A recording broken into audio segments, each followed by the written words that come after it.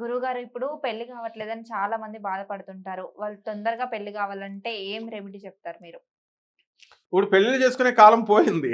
అది ఎప్పుడో this is a old question. పాతకాలం క్వెషన్ ఇది. ఫార్మాట్ ద సిలబస్ ఎలాగైతే రివైజ్ చేయాలో క్వెషన్ కూడా రివైజ్ చేసేయాలి, మార్చేయాలి. హ్మ్. ఇప్పుడు మొన్నటిదాకా ఏంటి పెళ్ళిళ్ళు చేసుకోవాలా. హ్మ్. ఇప్పుడు ఫారెన్ కాదు, ఇండియాకి వచ్చేసింది. మాదాపూర్ వచ్చేసింది, కూకటపల్లి వచ్చేసింది. Living in relations, rooms, hostels వచ్చేసినాయి. అండ్ పెళ్ళిళ్ళు, నో పెళ్ళిళ్ళు, సాఫ్ట్వేర్ జాబ్లు, అండ్ ఎరెక్టైల్ డిస్ఫంక్షన్ వ్యాధులు 30K, బ్యాడ్ హ్యాబిట్స్, సిగరెట్లు, స్మోకింగ్, డ్రింకింగ్, ఆర్గన్స్ పోతే ఏమైపోతాయి. అందువలన ఎట్టి పరిస్థితుల్లో కూడా యువత అప్పుడు లక్షణాలు మారిపోయినాయి. అప్పుడు హ్మ్. మేము పెళ్లి చేసుకోకుండా సింగిల్గా ఉంటాం అంటున్నారు. గతంలో మగాళ్ళు బాధేసేవారు తాగేసి వచ్చి. పూర్వకాలంలో ఒక 100 సంవత్సరాలు 70 సంవత్సరాలు బ్యాక్కి వెళ్తే తాగేసి, చదువు లేదు తక్కువ కాలం కాబట్టి భార్యలను కొడితే మహాపతివ్రతల పాపం వీళ్ళంతా తన్నులు తినేసి వాళ్ళని వదలకుండా భరించారు. పాపం భరించారు భరించారు భరించారు. 70 సంవత్సరాలు బ్యాక్ ట్రెండ్ అది. హ్మ్. మన మన సావిత్రి గారు, మన అంజలి గారు, హ్మ్. కన్నమ్మ గారు ఉన్న టైం అయిపోయింది. అది తర్వాత వచ్చింది 498A. ఎక్కువ మాట్లాడామంటే పోలీస్ స్టేషన్ కంప్లైంట్ చేస్తా. 498A రెండో పెళ్లి చేసుకున్నాను కేసు పెట్టేస్తాను. దొంగ కేసు 494 అయిపోయిందని. 495 రెండో పెళ్లికి ట్రై చేస్తున్నామని పెట్టేస్తాను. ఇలా గృహహింస ఇలాంటివన్నీ కూడా నడిచింది. ఆ ట్రెండ్ కూడా అయిపోయింది. ఇప్పుడు ఎక్కువ మాట్లాడితే రేయ్ సాంబార్లో మా నాన్న నేను కలిపి నీకు ట్యాబ్లెట్లు వేసేస్తాం, విషం కలిపేసి. ఎంతమందిని చూసాం మనం? 8 మంది 9 మంది ఆడపిల్లలు చంపేశారు. అంటే ట్రెండ్ మారిందనమాట. ఇంతకుముందు ఆడపిల్లలు భయపడేవారు మగాళ్ళని చూసి, బాబాయ్ ఇటు తన్నేస్తాడు తాగేసి వచ్చని.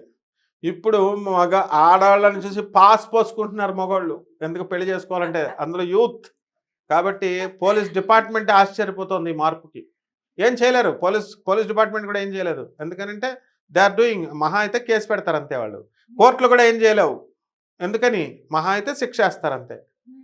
కానీ ఆడదానికి జరిగేటటువంటి అన్యాయాన్ని సేవ్ చేయాలని కాన్స్టిట్యూషన్ మార్చింది. పోలీస్ ఆఫీసర్స్ ట్రై చేశారు, కోర్టులు ట్రై చేసినాయి. మరి ఫెయిల్ అయినప్పుడు ఏమవుతారు? ఆడవాళ్ళల్లో ఎన్ని చేయించినా ఇది జరగట్లేదని ఇంకా వాళ్ళ మెథడ్లు వాళ్ళు ఎరుకున్నారు. కాబట్టి ఇటువంటి టైంలో అసలు పెళ్ళిళ్ళు చేసుకోవడానికే పాస్ పోసుకుంటున్నారు మగవాళ్ళు. ఇంకా పెళ్ళిళ్ళు ఏమవుతాయి? ఆడపిల్లలు ఇప్పుడు ఆడపిల్లలు దొరకట్లేదు. 2 ప్రాబ్లమ్స్ అమ్మా ఇక్కడ. స్కేర్సిటీ ప్రతి కులంలో కూడా ఆడవాళ్ళు దొరకట్లేదు. ఎందుకని? ఆడపిల్లలను పడుతుంటే భ్రూణ హత్యలు చేసేస్తున్నారు. దాన్ని కోర్స్ ఆపాం మనం. ఇది స్కానింగ్లు తీయకుండా ఆపింది గవర్నమెంట్ని. మనం ఎప్పుడూ అప్రిషియేట్ చేయాలి. కాబట్టి అయినా సరే ఆడపిల్లల వివక్షత. మగాళ్ళకు ఏమో ఎక్కువ ఫెసిలిటీస్, ఆడవాళ్ళకేమో తక్కువ ఫెసిలిటీస్ ఇస్తే ఆడవాళ్ళని చంపేస్తుంటే ఏమవుతుంది? ఆడ రేషియో తగ్గిపోయింది. ఆడవాళ్ళ రేషియో తగ్గిపోయిందిరా అంటే మిగతా వాళ్ళు డాన్స్ ఆడపిల్లలు ఏం చేస్తున్నారు? బాధలు తిన్నవాళ్ళు సాంబార్లో ఏదో కలిపేసి చంపేస్తున్నారు. దీంతో మగాళ్ళు బాబు మేము వెళ్ళి చేసుకోరు ఆయన. ఇంకా మిగతా థర్డ్ కేటగిరీ ఏం చేస్తున్నారు? కోర్టులో వేసేస్తున్నారు. పోనీ ఆడ ఒక్కడి మీద వేస్తారా కేసు? వాళ్ళ అమ్మ, వాళ్ళ నాన్న, వాళ్ళ చెల్లెళ్ళ మీద. ఓకే, సుప్రీంకోర్టు సైటేషన్స్ వచ్చి ఓకే వీళ్ళ మీద లేవని చెప్తుంటే అవన్నీ ఊరికనే లాలో ఉంటాయి, ఇంప్లిమెంటేషన్ అలా ఉండదు. కాబట్టి అంత ఈజీ కాదు. కాబట్టి ఇప్పుడు రెమెడీస్, అందుకని పెళ్ళికి ఎవరు ఇష్టపడట్లేదు.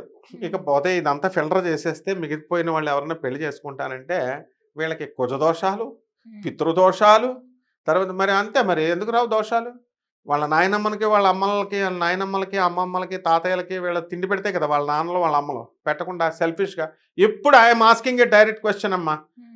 అందరూ ఫారెన్ వెళ్ళి సంపాదించుకోవాలని అంటాం. ఓకే, సంపాదించుకున్నారు బాగానే ఉంది. చాలదా ఒక 20 సంవత్సరాలు సంపాదించింది? ఇక్కడ ముసలి తల్లిదండ్రులు ఇక్కడ ఇండియాలో ఉంటారు. వీళ్ళకి సడన్గా హార్ట్ అటాక్ వస్తుంది. వాచ్మెన్లు వెళ్ళి చేర్పిస్తున్నారు, లేదా పక్కింటోళ్ళతో ఎదురింటోళ్ళతో గొడవలు పెట్టుకునేవారు, వాళ్ళు వెళ్ళి జాయిన్ చేస్తున్నారు హాస్పిటల్స్లో. 20 సంవత్సరాల తర్వాత సంపాదించుకున్నారు, వచ్చి ఇండియాలోకి వచ్చి వీళ్ళ తల్లిదండ్రులను చూసుకోలేరా? తల్లిదండ్రులకు తిండే పెట్టట్లేదు ఇక్కడ ఇండియాలో ఉన్న మహానుభావులు. తిండే నువ్వు పెట్టనప్పుడు నీకేమవుతుందమ్మా? అప్పుడు పితృదోషాలు వస్తాయి.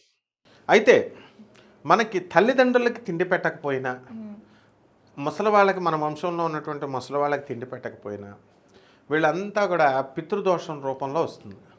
కాబట్టి మనకి రవికేతువులు లేకపోతే రవి రాహువులు ఇలా చండాలయోగులు, రవితో పట్టుకున్నటువంటి కేతు రాహువులను బట్టి మనం పితృదోషం ఉందా లేదా అన్నది తెలుసుకోవచ్చు. దీనికి వీళ్ళ రెమెడీస్ ఏం చెప్తారు? పిండాలు పెట్టు, పోనీ ఇక్కడ పెట్టమంటే పర్లేదు. అసలే డబ్బుల్లాగా ఏడుస్తున్నాను రా, ఉద్యోగంలాగా ఏడుస్తున్నాను రా అంటే ఓ 1,00,000 రూపాయలు పట్టరా గోకర్ణం రా. గోకర్ణంలో మాత్రమే చేయాలి, మళ్ళీ ఇంకా వేరే ఊరు చేయకూడదు. మళ్ళీ తెలంగాణ బ్రాహ్మణులను ఆంధ్ర బ్రాహ్మణులు పనికిరారట. తెలుగుడు చేయించుకునేది తెలుగుడు, కన్నడ బ్రాహ్మలే చేయాలట.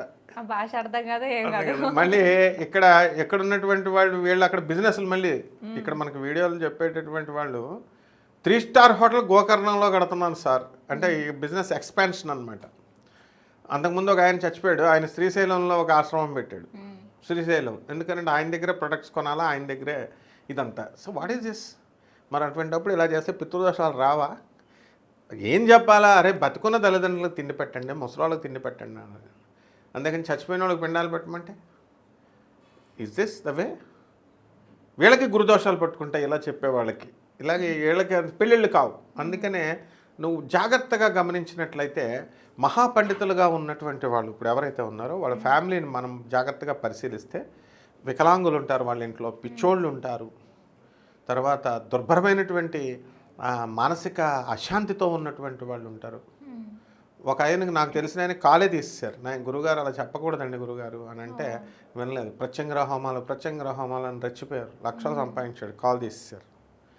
ఇంకో మహాపండితులు సహస్రావధాని వాళ్ళ ఇంట్లో పాపం వాళ్ళ సిస్టర్స్ అంతా కూడా మెంటల్లీ హ్యాండిక్యాప్డ్గా నాకు తెలిసిన వాళ్ళంతా ఇలా చాలామంది. So why this is all happening?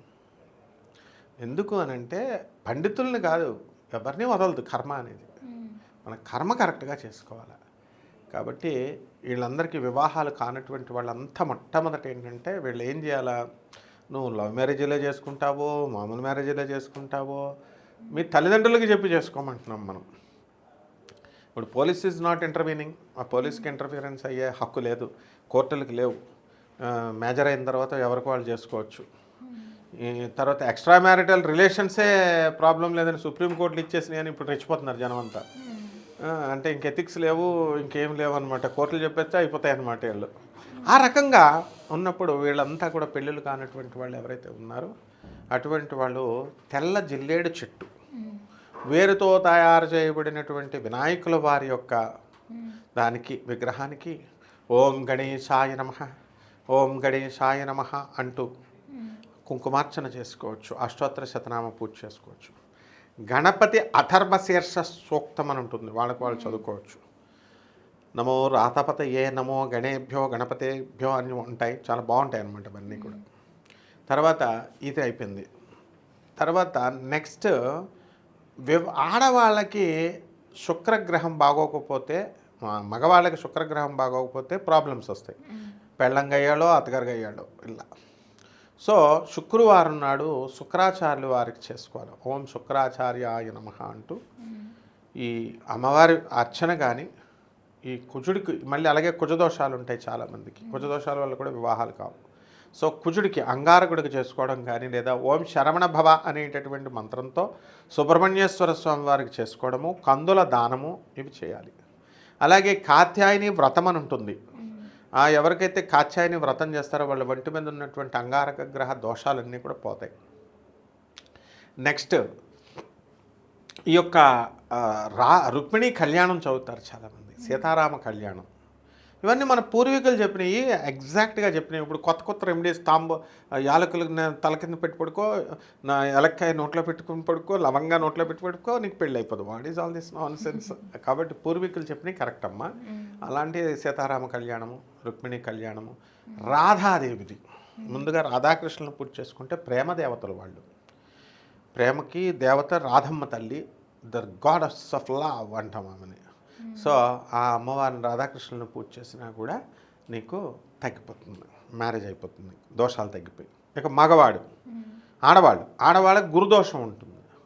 గురువు వాళ్ళకి కళత్రకారకుడు కానీ, లేదా ఈ యొక్క కళత్రకారకుడైనటువంటి గురుడు, అలాగే సప్తమ స్థానంలో ఏ గ్రహాలు పాపగ్రహాలతో కలిసిన ఇవన్నీ సూచిస్తాయి అన్నమాట. ఇది టెక్నికల్ పార్ట్తో అవసరం లేదు వీళ్ళకి. గురుదేవుడైనటువంటి దత్తాత్రేయ స్వాముల వారి యొక్క గురుచరిత్ర చదువుకోవాలి. ఆ తర్వాత కంపల్సరీ మేడి చెట్టు చుట్టూ ప్రదక్షిణాలు చేయాలి, నీళ్లు పోసి చేయాలి. ఓం దత్తాత్రేయాయ నమః అంటూ చేసుకోవాలి. ఈ రకంగా చేసుకుంటే సరిపోద్ది. ఎవడైతే నేను ఫలానా దేవుడు బిడ్డని, ఫలానా దేవుడు కొడుకుని, లేకపోతే ఫలానా దేవుడు తమ్ముడిని, ఇలా రకరకాల వాళ్ళు వచ్చారు. ఇలాంటి వెధవల యొక్క స్పీచ్లు విన్నా, వాళ్ళు చెప్పిన రెమెడీస్ చేసినా మనకి వాళ్ళ దోషాలు కూడా మనకు వచ్చేస్తాయి అన్నమాట. ఎక్యుములేట్ అంతే. మనం ఎవరితో దొంగలతో తిరిగితే పోలీసు వాళ్ళు మనల్ని దొంగలను తీసుకుపోతారు. మంచి వాళ్ళతో తిరిగితే తాడి చెట్టు కింద కూర్చొని పాలు తాగుతున్నా కళ్ళు అంటారు. సో ఎంతసేపు శంకరాచార్యులు వారు, జగద్గురువులు, రాధాకృష్ణులు, శ్రీకృష్ణ భగవానుడు, వివేకానందుడు, పరమహంస యోగానందుల వారు వీళ్ళ లిటరేచర్స్ చదువుకోవాలా, దాన్ని ఎక్స్పాండ్ చేసుకోవాలి. Educated youth. అన్ఎడ్యుకేటెడ్ యూత్ను మనం ఏం చేయలేం. అన్ఎడ్యుకేటెడ్ వాళ్ళు ఇంకా మనం వాళ్ళు చెప్పినవే వింటూ ఉంటారు. ఇది కలియుగం కదా, కామయుగం, ఇది కపట యుగం అంటారు దీన్ని. కపటలో యొక్క చెప్పేది ఎక్కువ ఆకర్షణీయంగా ఉంటాయి. అబద్ధాలు చెప్పి మంచి స్వీట్గా చెప్తారు. మనం కొరడాతో తీసి మనం చెప్తాం ప్రొఫెసర్లం కాబట్టి ఈ రెమెడీస్ చేసుకుంటే చాలమ్మా. తులసి కళ్యాణం, తులసి చెట్టుకి, ఉసిరి చెట్టుకి కళ్యాణం, వీటిలో ఏదో ఒక్కటి చేసుకున్నా చాలు, కళ్యాణం అయిపోతుంది.